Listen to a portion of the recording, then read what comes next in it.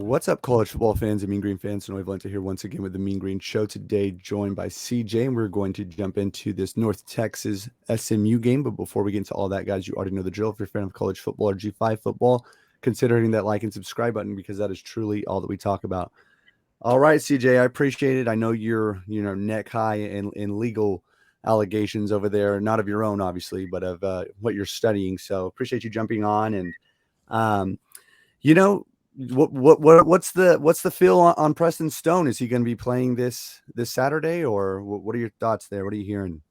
Yeah, I mean, so first of all, thank you for having me. As always, love to catch up. Uh, as for Preston Stone, I'm not entirely sure. I From the sounds of it, it sounds like he's gonna be all right. At the very least, long term. I have no idea if he's gonna play this week. It sounded like they held him out for the rest of the game as a precaution, just to make sure that he was okay. Obviously, with head injuries, you want to be careful, especially because when he got hit, the way he landed, it looked like he kind of gave one of those responses with his arms, where there was something to look at. But by the end of the game, he was on the sideline with the team. And he's, in all the post game pictures, he's right there in the front. So I have no idea if that's just one of those things where adrenaline, makes it so that he can put up with being on the sideline or not, or what. I have no idea personally if he's going to play, though. I'm not going to go speculating on that. I assume we'll know soon. Coach Lashley generally is not the type to he's not in the vein that Kyle Whittingham is, Utah coach, where he kind of will keep it really close to the vest. Coach Lashley generally is pretty direct and forward about, players' availability and stuff like that. So if Preston's good to go, we should know before Saturday for sure.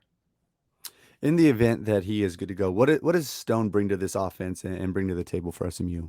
Yeah, so the name that gets brought up, for better and worse, a lot of times on the field is the announcers will describe his game like Johnny Manziel. So that must be it must come up in game production meetings a lot with the announcers, because they like to talk about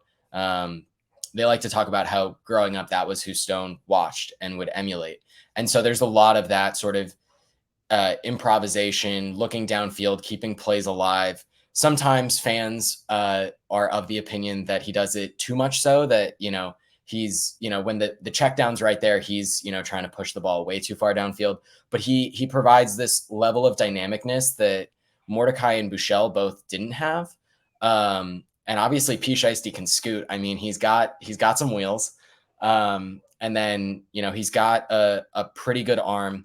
He floats the ball a little bit more than Mordecai and Buechele both did. That was something I noticed last night and this entire season, but last night especially, there were a few times where the receiver had a step on him, and the ball was a little underthrown, and the receiver, in trying to make a play back to the ball, had to stack the defensive back in a way that they just weren't able to, because of just the way the ball was thrown. And so generally speaking, he's a little bit more of a dual threat than SMU has seen the last couple of years. So he provides a little bit more of a dynamic presence, for sure, which is super exciting to watch when it works. When it's humming, it's really fun to watch.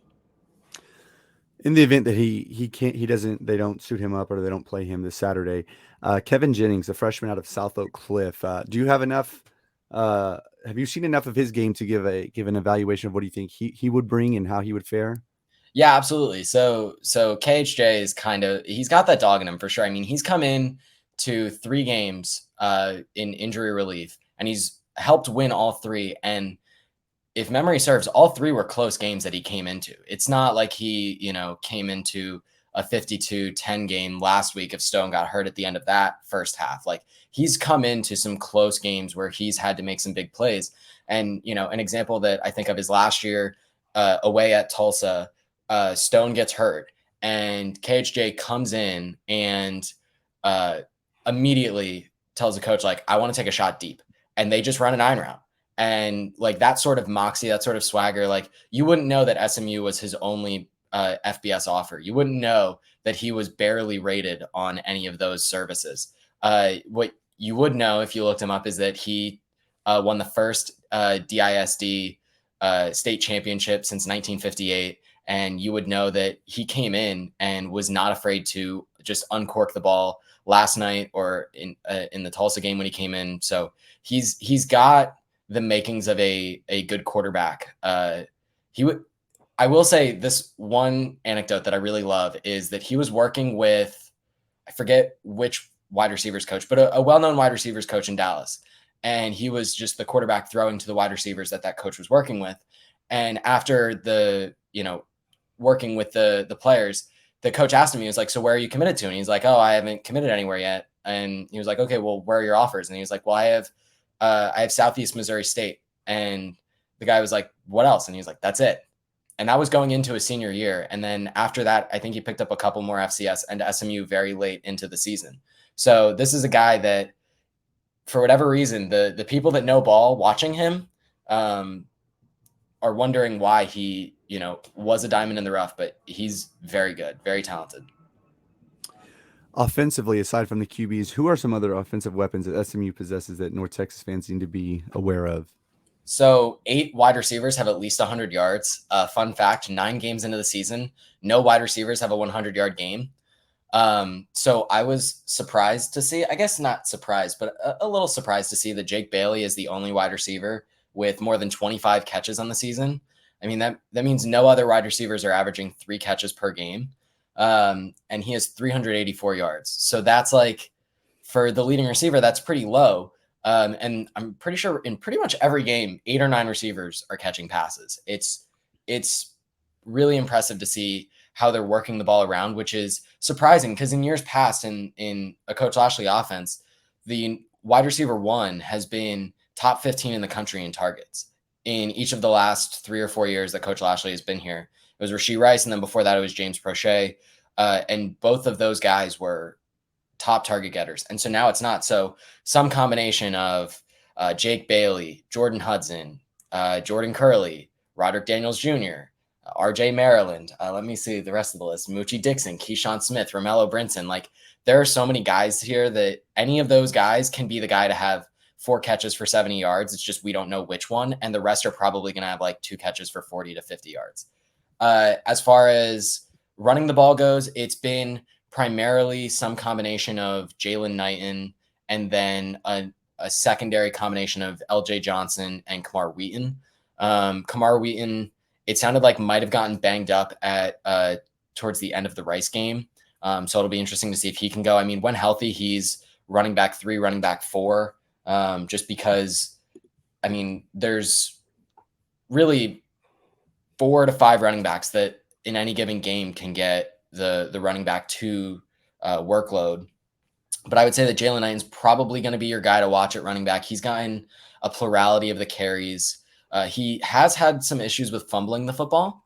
But that being said, from what I've heard and from what I've seen in some brief UNT film, it doesn't sound like many defenders are making contact with the running backs. So I don't know necessarily how worried I am about him fumbling this week.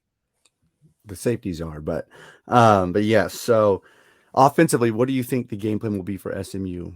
Yeah, so that's going to depend on who the quarterback is. Obviously, that's going to impact the game plan, I would assume, at least a little bit, even though every time the KHJs come in, I haven't noticed a marked difference in the way that the game is called. That being said, I think the game plan is going to be, respectfully, y'all just can't keep up, both in terms of speed and strength. And I think the game plan is just going to be similar to how we treated Louisiana Tech, similar to how we treated Charlotte. I think it's going to be more of a just keep it simple, run the ball for, an efficient gain on running downs, passing the ball. Don't try to force anything that's not there. Just don't lose the game by, like, how do I want to word this? Like, don't, like, take what the defense gives you. I think that's going to be the sort of game plan that's going to be there, just because the talent difference is such that can be the game plan. Well, SMU is an ACC school as of next year, so there should be a little gap there. But defensively, what do you think SMU's biggest strengths are? Well, so that's difficult to answer because this has been an elite defense, and it's weird that the one year we have an elite defense is the year that the offense has been inconsistent, I guess would be a good way to put it. But the defense, the biggest strength has to be the pass rush. I mean, that front seven, the pass rush is ACC ready. That much I am confident in. The defensive line is so good. I'm pretty sure they're like, I don't remember exactly where they're ranked, but they're ranked pretty high nationally in terms of sacks. They have, I think, 9 or 10 takeaways in the last 5 games. I'm not the defensive line specifically, including interceptions, but a lot of that comes from the pressure that the defensive line has been getting. I mean, Elijah Chapman, Elijah Roberts, Jordan Miller, Devere Levelston, Nelson Paul. I mean, there are just so many guys. Like, if I were to pull up the list, there are so many guys that 17 guys have at least a half sack this year. That's pretty good. And then 6 guys have 2 or more sacks. Also pretty good. So this defensive line is really intense. All right. So I think as we're taping this is Sunday, so I think the spread's at 14. What does North Texas have to do to pull off the upset? To pull off the upset, I think what North Texas is going to have to do is they're going to have to. So to stop SMU's offense, I think the most effective way to do that is you're going to want to drop 8, and you're going to want to focus on the A and B gap running the ball. SMU this year running through the C gap and off tackle has generally, regardless of talent, been good for 5 to 6 yards per carry. And honestly, I'm not sure there's a whole lot that most teams can do to stop that just schematically. Where you're going to have your best chance at just forcing a 4th down at some point on the drive, you're going to give up a lot of yards regardless, because that's just how a Coach Lashley offense runs. Your best chance is going to be stopping the run inside out, and then stopping the pass. You're going to want to start by taking away the middle and underneath and forcing deep throws, because none of these wide receivers, with the exception of Jordan Hudson, have really shown consistency with going up and getting it. Keyshawn Smith has done a pretty good job, I would say, all things considered. Romello Brinson has done an all right job with that. But generally speaking, you're going to want to take away the middle and underneath passing, and then the inside on running the ball. And then offensively, what North Texas is going to need to do is they're going to need to get to the outside. That was something that Rice did really well in the second half yesterday. Was they were finding ways to basically run the ball without actually, like, traditionally 3 yards in a cloud of dust running the ball behind, the offensive line.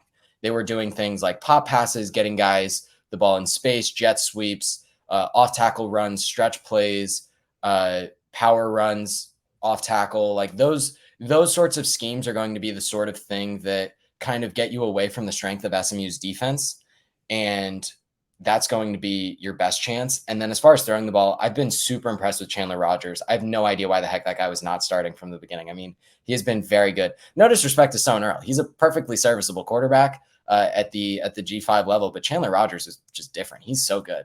I think there your best bet is going to be over the middle, trying to force mismatches with the linebackers. That's something half of the linebackers I think are great in coverage. Half the linebackers I think are great at stopping the run. We don't really have like that can do it all linebacker. So that's going to be your best bet, is forcing mismatches. I know that Macklin's just like an insane chunk play threat. So that's going to be where you're going to want offensively to just go to work, is over the middle and kind of on the sideline. The cornerbacks are like the second biggest strength for SMU's defense. So that's probably like Charles Wood, Chris Megason. Like those are the guys you're going to want to avoid. Jonathan McGill is incredible. He made 2 really nice plays last night after Rice made a quarterback change. And I think a large part of that is because JT Daniels is veteran enough to know not to go towards Jonathan McGill. That's going to be a huge thing for Chandler Rogers and Eric Morris, is if they make the game plan in a way where Jonathan McGill can affect the game, it's not going to be a good time for North Texas. Jonathan McGill is the guy to avoid if you're North Texas. That's the way that they pull off the upset, is you find a way to force the ball away from SMU's playmakers on defense and focus on frustrating the offense by not giving up the inside. So there's your answer. You have a score prediction for the game? I do, yeah. So, well, I say I do as if I'm not just coming up with it on the spot. So the line of 14, I tweeted that it feels like a rat line.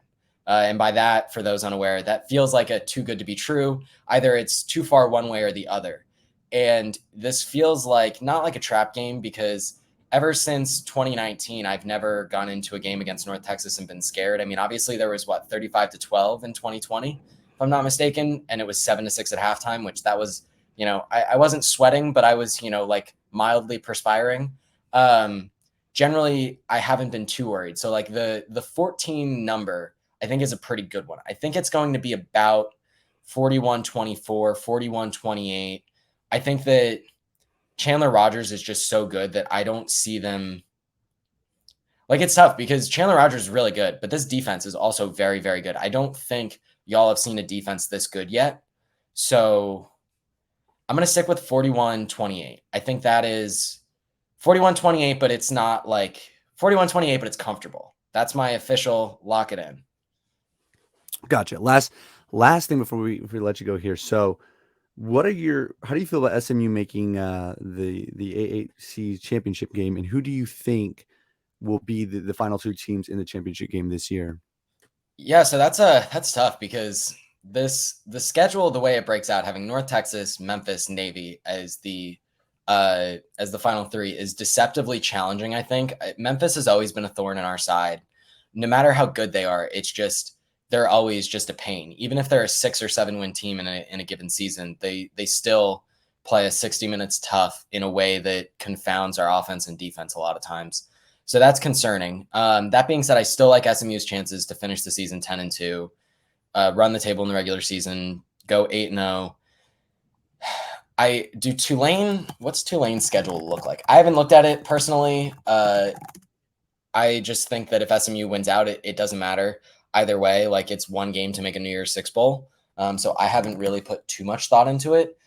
Oh wow. How about that? Tulane, their final game of the season is against UTSA. So that's basically a de facto playing game. So for the winner of that, assuming SMU takes care of business the rest of the schedule, they basically have to play both of the teams in back-to-back weeks, more or less. So that's unfair for one of them.